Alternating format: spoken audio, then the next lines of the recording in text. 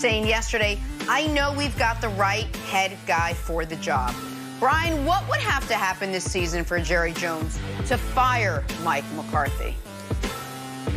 Jenna, there's absolutely nothing that can happen this season for Jerry Jones to fire Mike McCarthy. Don't forget, Jason Garrett was in Dallas for 10 years.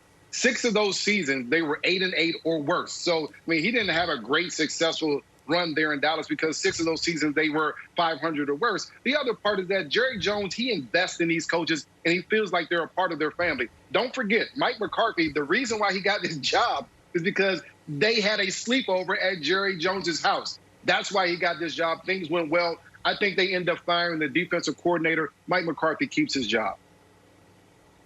Okay, so that seems like a halfway measure then, Brian, and I'm okay with that because I don't know when Mike Nolan is going to do something other than put Tabasco in his eye that makes a headline, a positive headline, Brandon. I think that if McCarthy is going to stay, then he's got to look around and be like, all right, guys, I'm staying. Mike Nolan, you're probably not the right fit. And I'm not saying he should get fired, but perhaps a reorganization of the defense just to give them some sort of spark on that side of the ball.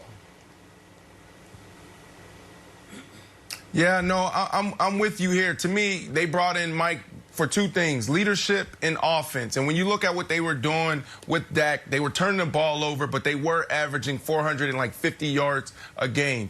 They didn't bring him in to be the defensive guy. They brought him in to make sure that he had the staff in place. We're seeing that he doesn't. Yeah. So I'm with you, B. I don't believe that Coach Nolan makes it through this year. He's definitely not making it to next year. And for that reason, he gets another year. All right, I was with you guys. And then I watched this weekend's game, and I said, okay, everything's on the table. And I don't think Mike McCarthy is going to be fired during this season, but I'm no longer convinced he's going to be the head coach there next season. The Dallas Cowboys, you can look this up, have the worst point differential in the NFL. Yeah. Now, if you look that up, it actually will say they have the second worst point differential, but the worst is the Jets. So like I said, in the NFL, the Cowboys have the worst point differential. But the other reason maybe Mike McCarthy gets fired is, did Jerry Jones know who he hired? At Mike McCarthy's opening press conference, he's asked about watching every single play of the Cowboys last year. He had plenty of time. And he's like, yeah, I actually didn't do that. I wanted the job. And now listen, we've all lied in an interview, or I've lied in an interview before, but I didn't tell the folks I lied right after they hired me. And then there was a curious moment, Jenna, before this week's game, where I think it was an NFL Network reporter was like, you know, I talked to Mike McCarthy, and he says his analytics department has brought to him this amazing stat. If you go 4-2 in the division, you usually win it. And I'm watching that thinking, this dude said he spent a year in a barn, a weekend at Pro Football Focus, deep diving into analytics. And the best he can come up with is winning division games help you win your division. That ain't analytics, bro. That's logic. And so I do wonder if Jerry Jones watching this saying, this isn't who I thought I hired. And if they continue to get dog walked the way they did this past weekend, then I'm not certain he's the coach the next time Dak Prescott plays a game for the Cowboys. All right, well, Mike McCarthy isn't the only one on the hot seat in Dallas, apparently. Wilds, you made reference to it. Take a look at what happened in defensive coordinator Mike Nolan's Zoom call with the media yesterday. Oh, no. That, obviously, the frustration for him as well is just, you know, look, when he misses them, nobody, whoops, excuse me, I got something in my eye. Just had some Tabasco on my finger and it went in my eye. That wasn't good. Oh. Never good. It's terrible. Jeez. I'm sorry. Hang on, guys. Be right back. Buccaneers, Bucs sitting pretty atop their division, and Tom Brady suddenly in the mix for MVP, a perch the Patriots know nothing about this season. All right, Wilds, prepare yourself. A second straight bad performance out of Cam Newton up there in New England. Patriots now in 3rd place in the AFC East. Cam addressed his poor play yesterday. Take a listen to this. He came and said, you know, Stidham's finisher, and I agreed, and that's what it was. It was, you know, for any type of competitor, do you feel embarrassed? Yeah. And I am as honest as I could possibly be right now. But yet it tells you.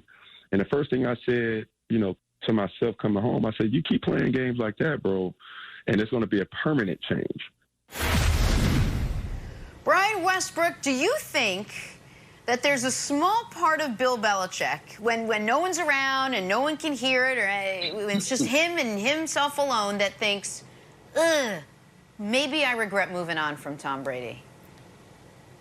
No, I don't think there's any part of Bill Belichick that regrets anything that he does. He makes these calculated decisions in his whole life. And he says, this is the way that I'm going. To me, it was a money thing with Tom Brady. Tom wanted a little bit more. I think he was offered 2 years for $50, and Bill Belichick said, we're not going to pay you more than that. We've allotted this amount of money for the quarterback position, and that's all we're going to pay. Here's the thing, that if I'm Bill Belichick, that I would regret. I would regret not putting more weapons around Tom Brady. You see what he's able to do in Tampa Bay with all the weapons around him. I would regret that. I would also regret bringing Cam in and not restocking the cupboard. You didn't get any more weapons. Your offense is not better this year. It's worse, not just because of the quarterback position, because there's no other people around you. You came back with the same guys at an older age, and they're doing the exact same thing that they did last year. That's a complete oversight in my mind if I'm Bill Belichick. That's the thing that I would regret, not necessarily the Tom Brady thing. He should regret it. But Bill Belichick, let's give him his flowers right now. He's done some great things. He's made some amazing decisions that no one in the National Football League would make. That's why he's Bill. I wonder if we may have lost Brandon for a moment. What I think Brandon was going to say is, Belichick, listen, nobody can question the career. Whether it's flaking on the Jets to go to the Patriots, great decision. Benching Bledsoe when he was the highest paid player in the history of the league, great decision. Trading for Moss in 07, leading to the 18-0 start to that season. Brandon laid all those out beautifully earlier. No one doubts Belichick's pre-Brady decision moves. So what I would ask is, why are we doubting this one? Because Brady's coming off his best game in 3 years and Cam's coming off his worst? Because right now Brady's stock is trading at a multi-year high and Cam Newton's stock is down on the penny shares? Guys, both sides are gonna regress to the mean here. And the reason why I would argue Belichick should not regret this at all is, if we are going to hold the Patriots to the standard they have held themselves the last 20 years, which is anything short of competing for or winning a Super Bowl is a failure, then he made the right decision, because with either guy, the Patriots were not going to be good enough this year in that conference to compete for a championship. So, Brian, you go with the younger, cheaper options so you can find out, do we have our answer in-house? Do we need to go draft a quarterback? Could it be Stidham? No. Could it be Cam? Maybe. But Brady was never going to be the long-term answer. So if he wasn't going to be a championship answer for this year, and with this Patriots team he absolutely was not going to be, then I believe they made the right decision, and I believe Belichick still believes he made the right decision. Well, Nick, this is where I disagree with you at, because if you put some weapons around Tom Brady, we see what he's able to do. We see that in Tampa right now, that there's no weapons around him. Additionally, if Tom Brady comes back to that football team with weapons around him, then some of those guys, in my opinion, that opted out because of the COVID situation, they would still be back on that defense. Their defense would be playing better. So you have a better offense because you have more weapons and you have Tom Brady, and you have a better defense because some of the guys that have opted out would still be there. So to me, that would have been a much better situation than the situation that you're in currently, where you have a quarterback without OTAs, without minicamp, now trying to learn a totally different offense that it seems that Cam doesn't understand all the concepts that they want to use in that offense from week to week. They don't have very much of a run game, and now the defense is missing some of their best starters because of the opt-out. How do you expect to win? And you mentioned the division. The Bills are a decent team. I still don't think that if you added weapons and Tom Brady on that Patriots team, that the Bills would beat the Patriots in the division this year. All the other teams in the division are still building at this point. Jenna, you got a headache, Wilds. Who was the star of Back to the Future?